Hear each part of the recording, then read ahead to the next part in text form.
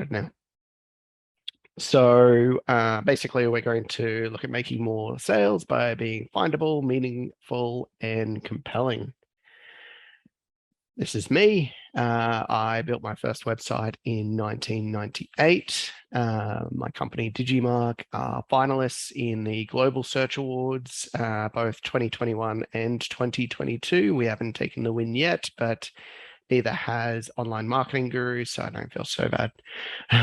I'm a recurrent judge for the Australian Web Awards, and in the last 4 years, we've made clients a bucket load of money.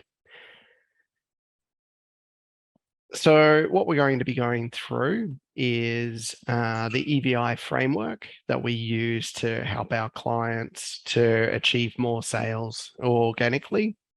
And we'll be focusing more on the creating a lasting experience. And then from there, we'll look at the other parts of the EVI framework in other webinars. So the experience that we're looking to create is there's certain areas that are paramount to achieving a good customer experience. The first one is customer insights. So that's something that we'll have a better look at.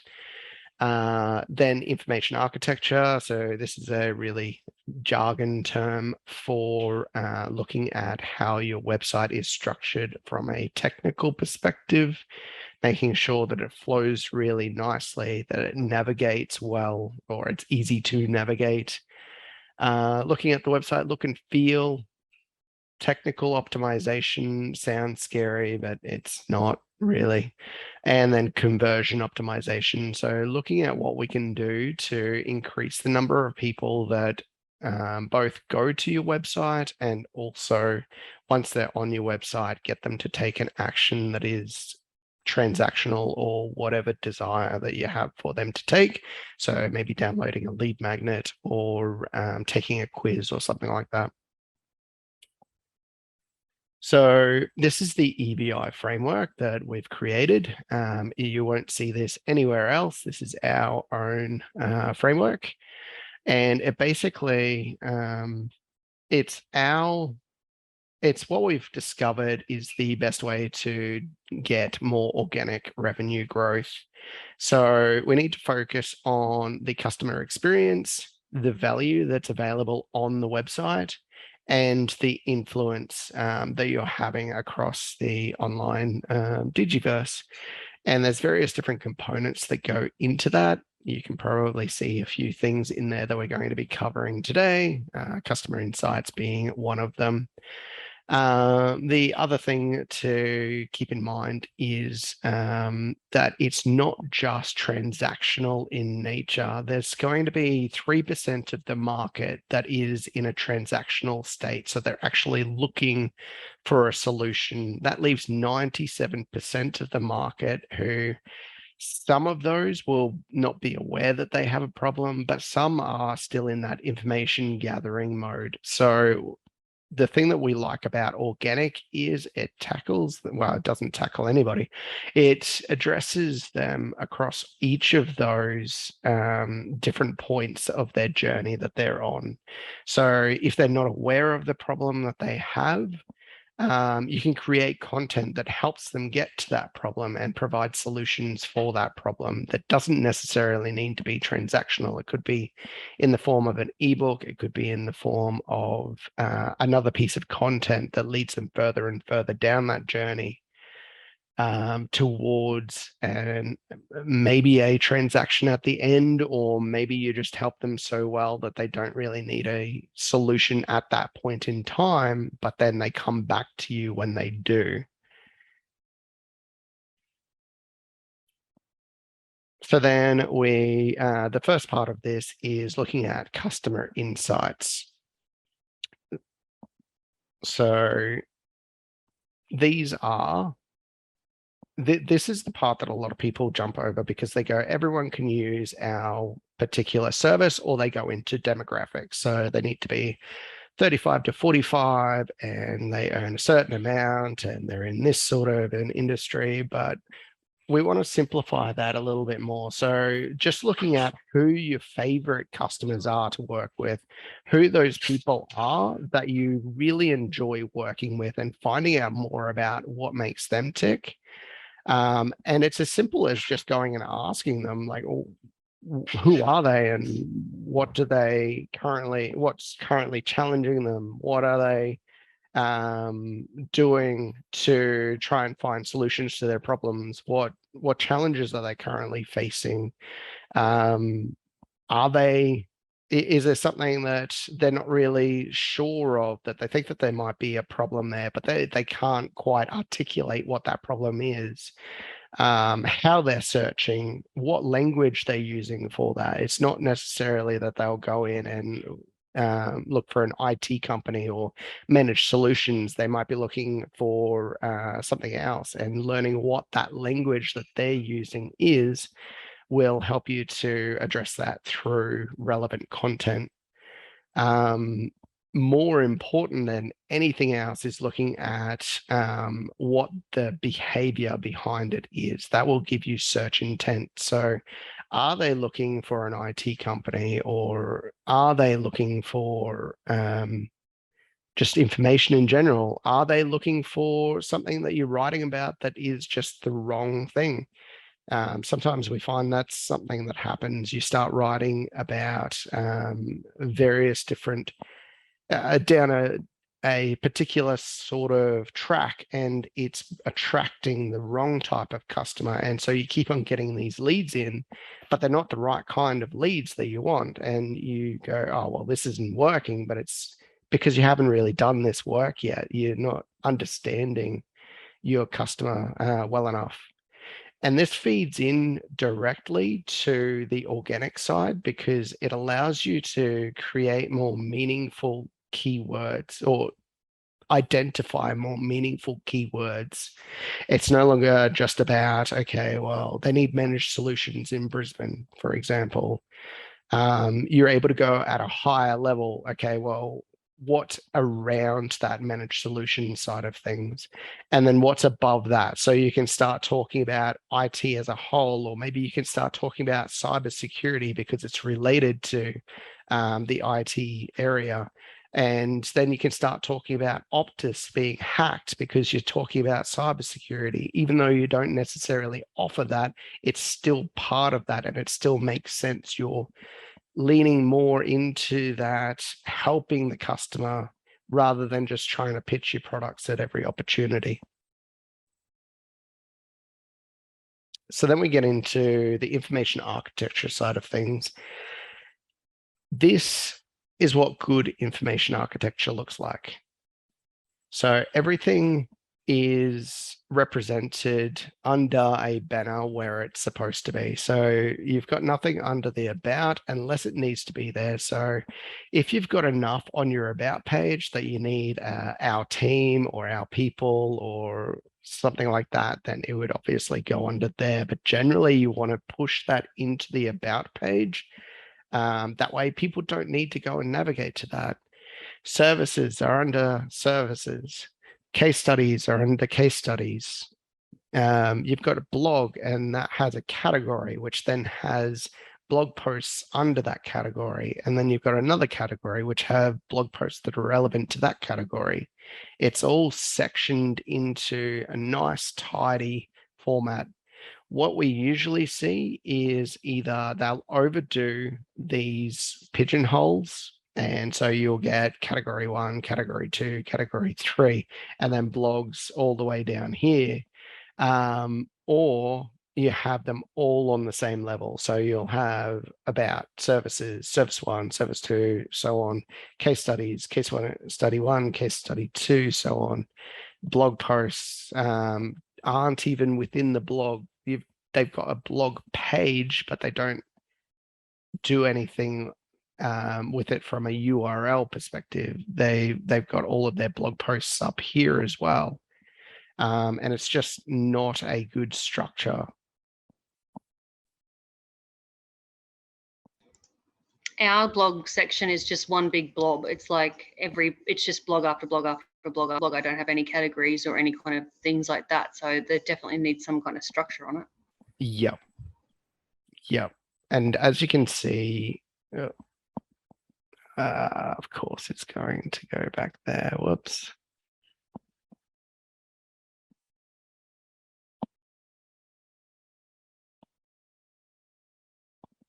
As you can see here, like if you have them all out here, then when Google's robots or any other search engine's robots comes through, it views it all as a singular thing. So it will literally start from here and go across here. And there's a thing called crawl budget. And I'm getting a little bit too technical here, but I will go into it a little bit, just touching the surface. So you've got a certain amount of times that a robot will go through each of your pages. And if you've got a crawl budget of like 1,000 pages or something like that, which seems like a lot, but if you've got a lot of pages, it's not. And they start here and they crawl that page, and then they go to here and crawl that page, and then they go to here and crawl this page along here. By the time that you get to these blog posts, it's probably used a good portion of its crawl budget. And so it's not going to go through all of them. Whereas if it gets to here and goes, okay, these are the services, and then it goes over to here and goes, these are the case studies, this is the blog, this is Connect. And then they come back here and go, okay, well, this is service 1, service 2, service 3. And then they get to maybe category 3 and run out of budget. They can then go back and say, we didn't quite get through this, but this is what we found. What should we do now? And they can extend that crawl budget. Like it's all automated, it's all technology speaking to itself. There's not someone that goes, oh, well, go back and do some more. It's all just, they've got algorithms in place to provide instruction around this. But if they come up here and go, okay, well, we reached a category that is managed solutions, but we didn't go in and have a look, then the algorithm can determine, okay, well, we should go back and crawl that. Let's give them more crawl budget.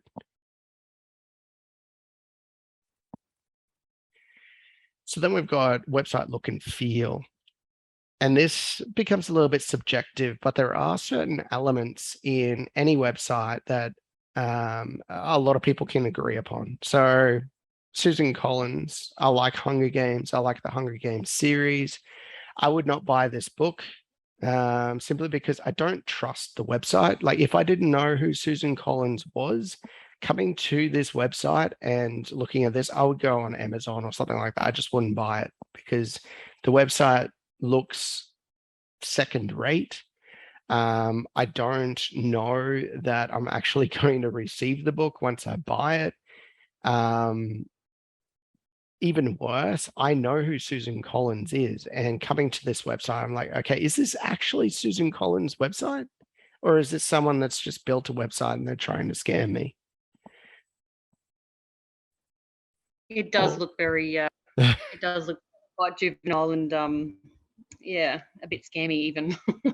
So it looks like something's just been slapped together quickly just to get a sale through, which is obviously what scammers tend to do. They don't put much into content. They just build it so that you buy it and then don't send anything. So I agree with you there. Yep. It's, I mean, she would have made a few million out of the movies, I imagine, and then book sales after that. Just spend a little bit of money. Anyway.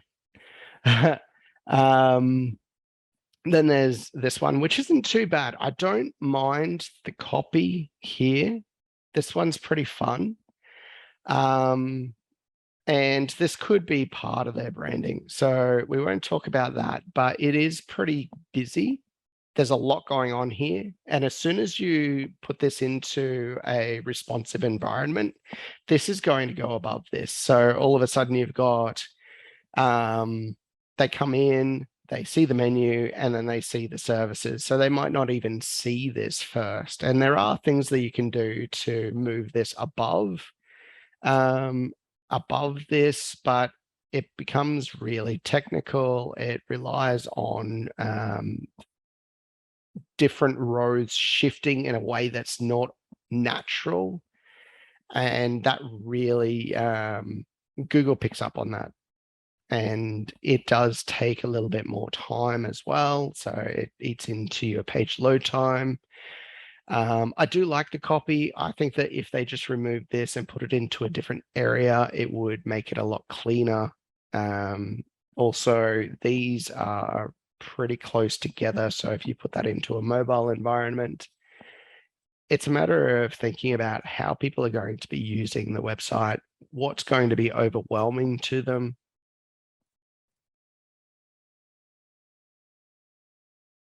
And then there's this. So just grab that.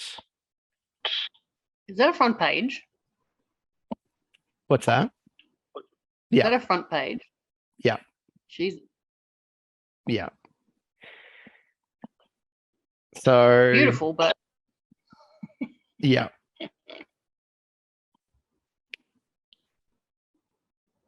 Yeah, well. So I think these guys do a better job, but I think they're also using too much white space in there. And there's not enough here to sort of give me an idea of what I'm actually trying to do here. Like I can go here and go, okay, that's furniture. Great. Cool. But it doesn't immediately hit me. It is better than these other ones, but it's, yeah, it could be better again. I think, yeah, navigating it and trying to find where their products are or how much they are or contact us or something to like some kind of call to action or something that the person might be looking for is missing. But otherwise it's clean and pretty, but yeah, it's definitely clean. Yeah. Yeah. And this is where look and feel is important, but it's not enough as a singular.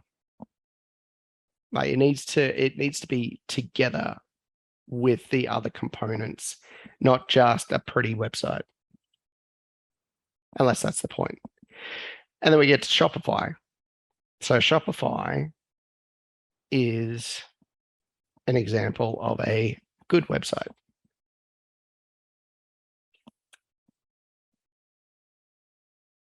The copy is on point. If you can dream it, you can sell it with Shopify.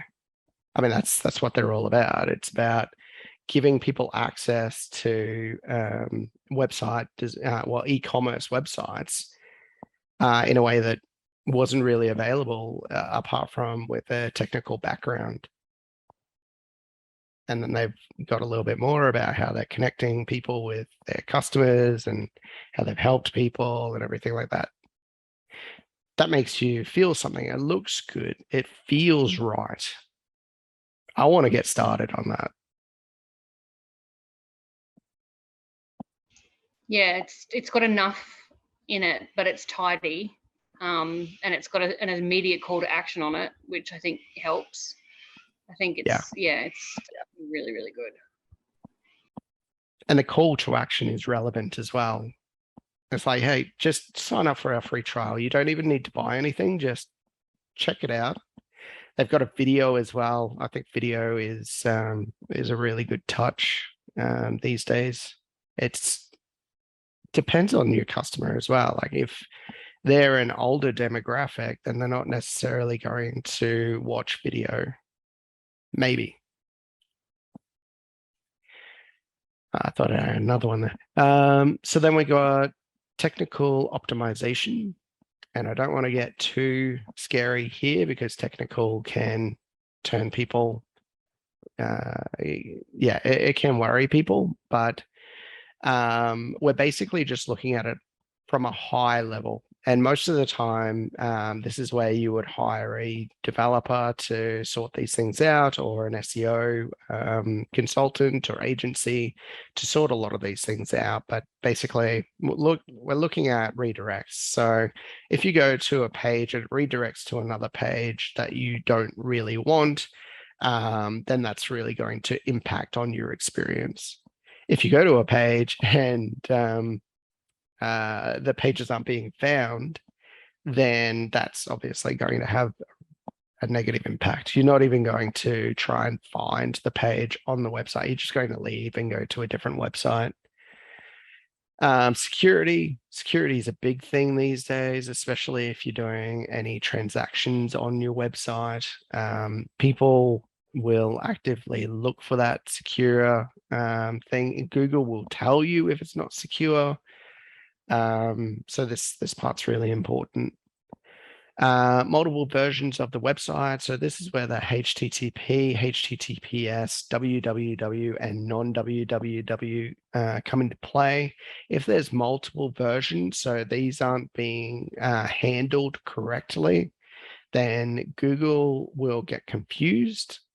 So that's one thing that can happen. They'll get confused, and so they won't look at positioning you well at all in Google search. Or you'll have multiple versions of the website. So they might go to one version and then they'll go to a different version and they'll get the same experience, but it will come up, it will be really weird for them, especially if it's the HTTP. A question on that one. One of our competitors, our main competitor, the one I told you about, he actually has multiple web pages. He's got Super Geeks 13 Geek, which is the phone number. He's listed about, and then he's got his old company, and all of them funnel. They're all, and there's some of them have different names completely, but they all funnel to the same contact number, same contact pages, and all that sort of stuff. Would that be a negative thing? Not necessarily. So that's domains as opposed to versions of the same website. So sometimes a domain will have authority, at least from a Google perspective. And then that authority can then be passed. If you redirect that domain to another domain, it can be passed over to that domain. So that's obviously what he's doing there. So that's not necessarily a bad thing. I do know people that go out and buy every variation of their company name that is available.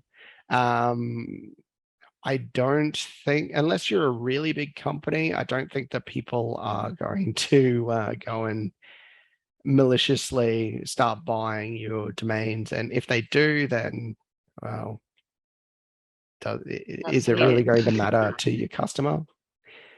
Yeah, no, not at all. Not at all. And if you've got good, if your website's optimized, if it's got good organic ranking, then those domains aren't really going to affect you anyway.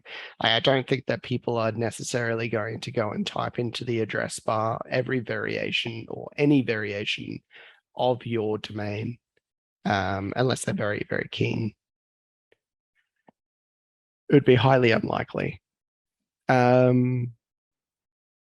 Pages not being included in Google's index. So for your website to show up in Google search, and I talk Google a lot because Google is the main one that people go to anyway. If there's pages that are not being included, which Google Search Console will provide you with that information that they have crawled it, but they're not including it, it means that there's something that Google's not quite liking on that page. So it's a matter of investigating that page and figuring out what it is that Google might not be wanting to show or index that page for. Sitemap doesn't exist. So sitemap is basically the area where the robots will primarily go through first. They'll go through, sift through their sitemap, and they'll get a feel for what the website pages look like. At least from a robot perspective. This is also the thing that you submit to Google Search Console so that you can start to get indexed. Google will slowly go and start crawling your pages naturally, but this speeds up the process. If you don't have one, then there's nothing that there isn't a map for the robots to go through. So they either go through it manually or they won't go there at all. They just won't even bother.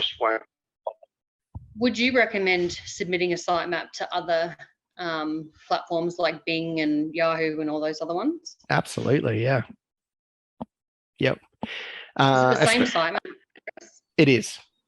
Yep. Yeah. Okay. Well, yeah. But then you need a console or something like that for each version of those platforms, wouldn't you?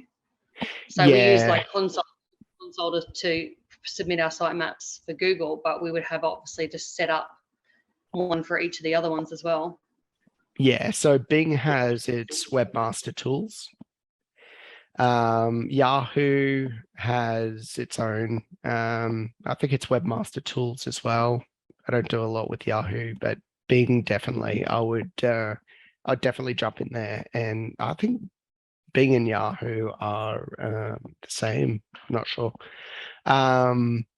But especially in IT, Bing is an area where a lot of government employees will have to go because they don't have access to Chrome, which naturally goes to Google. So they'll use Edge, and Edge just naturally goes to Bing. So unless they go straight to google.com, so they actually actively put in google.com or do google.com.au into the search bar, they're going to be using Bing. So that's why it's worthwhile. But it depends on what your customers are doing as well. I think we just need to maximize our exposure to whoever. I mean, maybe it is government employees, not necessarily with work, but they might be sitting there thinking, I've got to get this fixed, and that's the only way they can Google somebody. So I can say Google because it's the main word. That's the only way they can Bing somebody. But yeah, it's not a bad idea to actually get on. Yeah. I mean, it's just a little bit of time, but I mean, most of the time, the things that you do for Google, Bing is going to pick up on anyway. So it's not extra work. Well, it's maybe 10, 15 minutes of extra work just going and claiming your webmaster tools from Bing. Slow loading pages are a big problem, and so is mobile responsiveness. If your website isn't mobile responsive, you need to go back and work with a web designer or web developer to make sure that that is mobile responsive.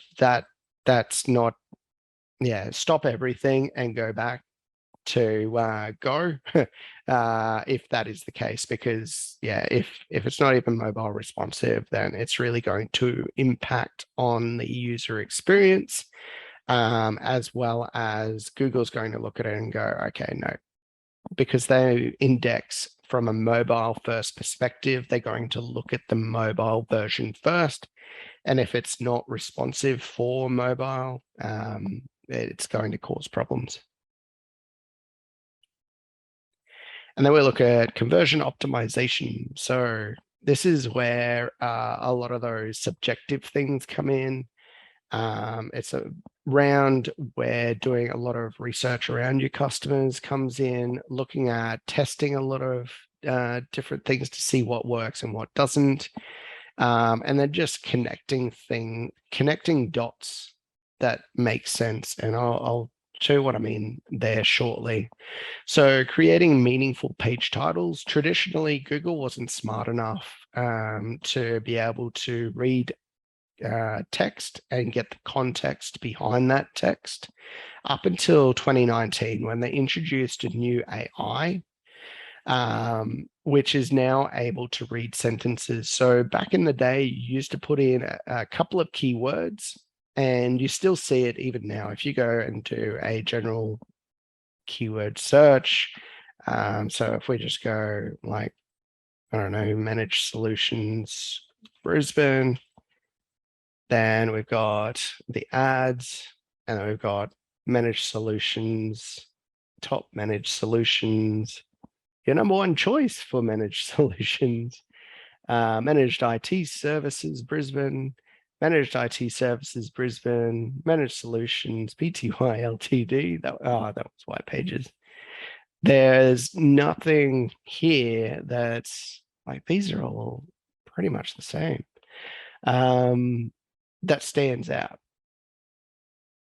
This one's a little bit different, but nothing. Whereas what we're I need to I need to get on that page. Yeah. Where what we can do, instead of just going and following suit, like, you still need to use this Managed Solutions Brisbane page, keyword rather, but it doesn't need to be as boring as this. You can spice it up a little bit. You can add stuff around it. So like here, this one's a little bit better than the others because they've actually got a little bit of pricing in there. And I don't like including pricing, but it's different. It's that difference that you're trying to achieve with these page titles.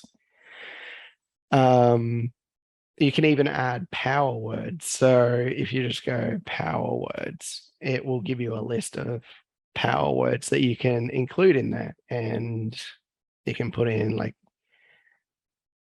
I don't know, guilt-free managed solutions. I don't know.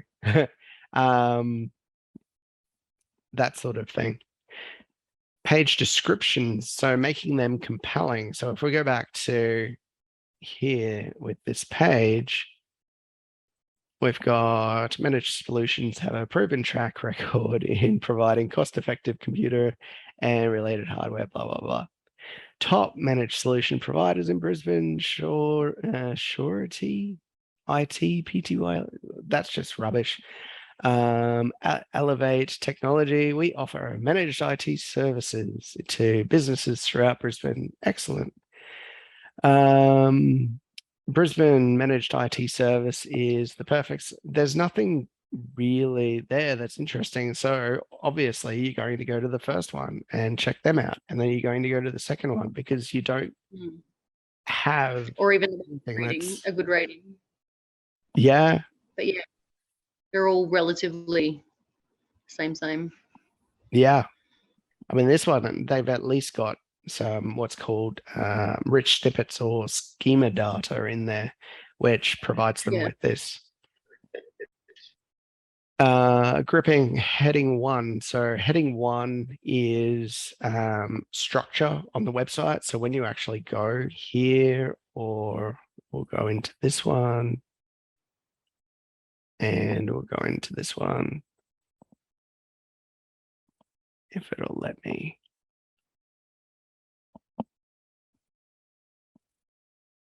So when we're talking about headings, they don't even have a heading 1. So while they are first, it's interesting that they don't even have a heading 1. That kind of is frustrating because it disqualifies what I was talking about with headings. So if we go to something you practice, that something happens like that. Well, I mean, at the end of the day, it's not just one thing, and either. Like, there's a number of things that go into where you're positioned. These guys are actually called Managed Solutions, so it's their branded name. They're going to have Managed Solutions everywhere. Yeah, exactly. But they might have a good backlink profile as well. So that's where other websites endorse these guys. They might have a lot of content. Like, there's not just one thing that goes into this. This looks like a directory. Yeah, my techie smart guy that works on the remote help desk, he actually does the managed services side of things, and I asked him about something with SEO and working on it, and he said it's more of an art than a science.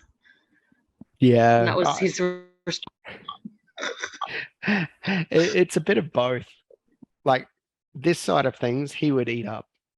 This, he would, well, it's more developer than IT as well. Like there's IT and then there's developer, like web developer. It's like a web developer can't necessarily go and create an app because it's a different thing. They might be able to, they might have that skill set, but generally the general web developer won't be able to do that. Yeah, it's quite funny. Yeah. All these geeks in different roles. I'm becoming one. It's a good crowd. That's a good. I like that with the immediate number one choice, and then they get a quote straight up. There's no muss, no fuss on that. I like that page. This is nice and clean. Yeah. And then it goes down to here. This is starting to get a little bit untidy, but this part here is still good.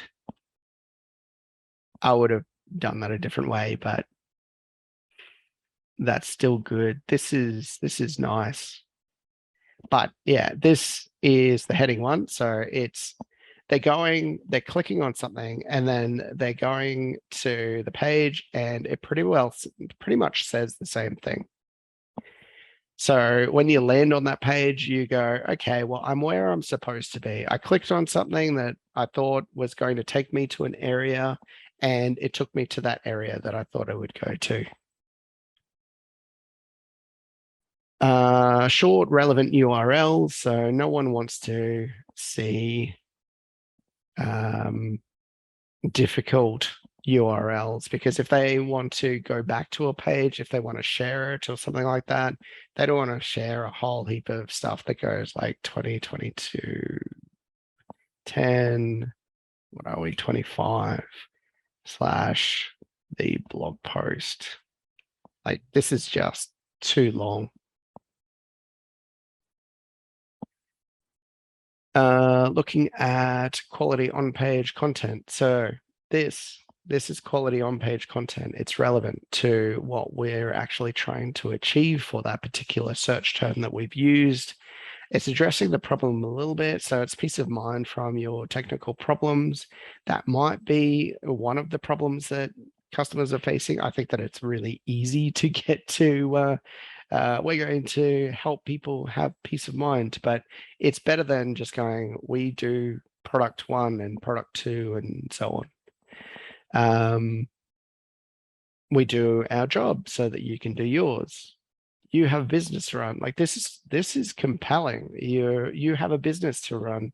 There's no time for your company to be distracted by the ins and outs of IT, when really it should be focused on serving customers and managing what matters. I agree. Yeah, just fix it. It's good. It's good. Accessibility should be considered. So from accessibility, I don't mean being able to get to the website. I mean being able to, for users, regardless of their capabilities, to be able to use the website. So this image, for example, someone that's visually impaired won't be able to see the image, but if you put it into a screen recorder, if they've put this in correctly, it will actually read what that image is. Let's grab this one. So I try not to use code too much, but in here, looks like they don't even have the alt tag in here. So if there's no alt tag there, the screen reader goes through and it doesn't give them any indication of what this image is. It's as if it's not even there, which sometimes that's fine because this doesn't add any value.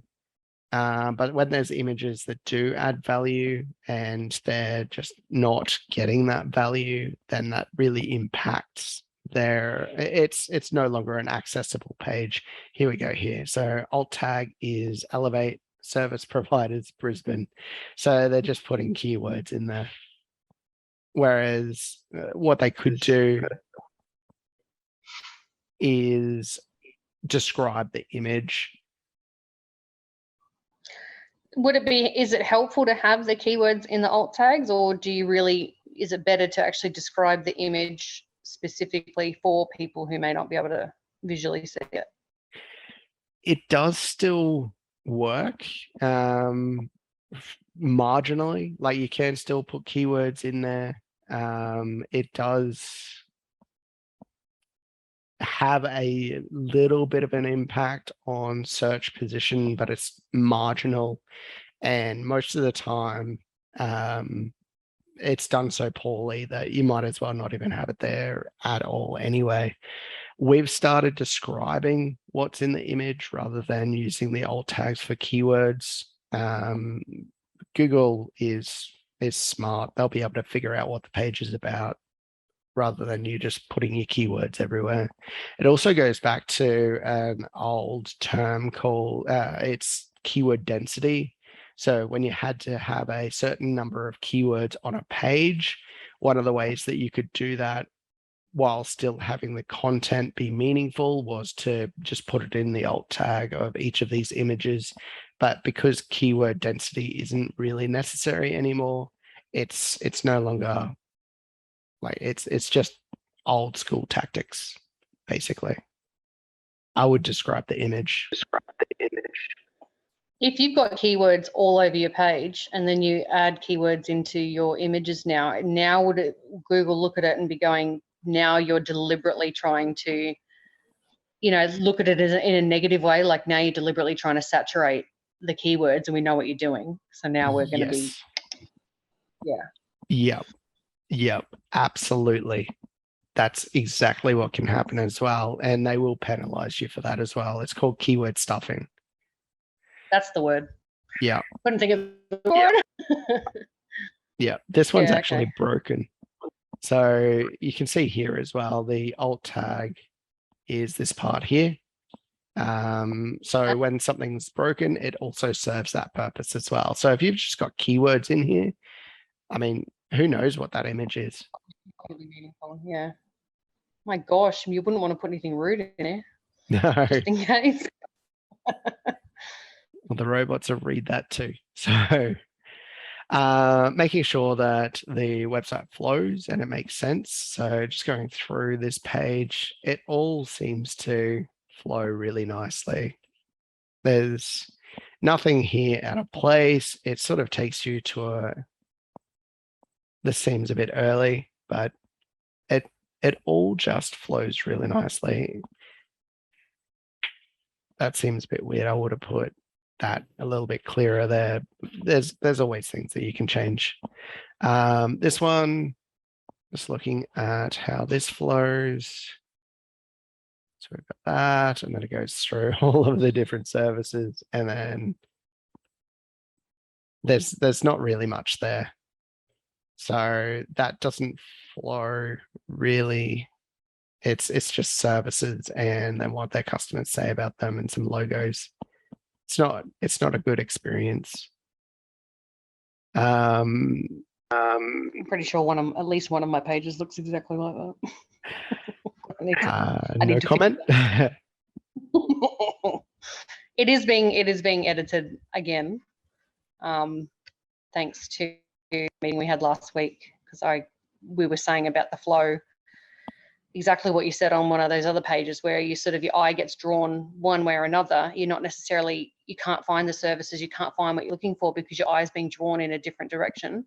So we've asked to have that change. So I'm hoping that, I don't know, I think just when you look at something so many times and for so long, you kind of lose your own fresh perspective. Yeah. So you kind of need somebody else to look at it again in a different perspective to really nail it. And looking at Hotjar recordings as well has been quite interesting because you can see the user experience. That's been eye-opening, to be honest. Yeah, a Hotjar is underutilized.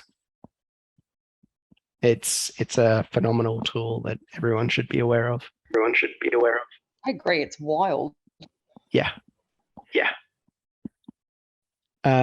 Whereas if they had like this up here, it wouldn't make sense from a flow perspective. it's saying similar things, but it just doesn't make sense for it to be up here. So the flow, it just needs to make sense. And if you go through a website and go, okay, that didn't, why is that there? Just looking at it with sort of a gut feel, you'll be able to determine a lot of things as to whether or not the website layout needs to be changed or not. And then useful internal links. So this is another area that a lot of people forget about. Internal links are basically, well, these would be considered internal links, but this is more the menu. So if we go to news, for example, and Elevate Technology is getting some free publicity, there you go. If we go to this one here, so blog posts are an easy way to link your pages together. So that's an external link. That's an external link. That's an internal link there. So they're basically writing about a concept, and they're going, if you go here, you can find out more about that. So then if we go there, that's actually one of their service pages. That's a pretty rubbish service page too. If you scroll down further, we start to get into, these are a lot of external links.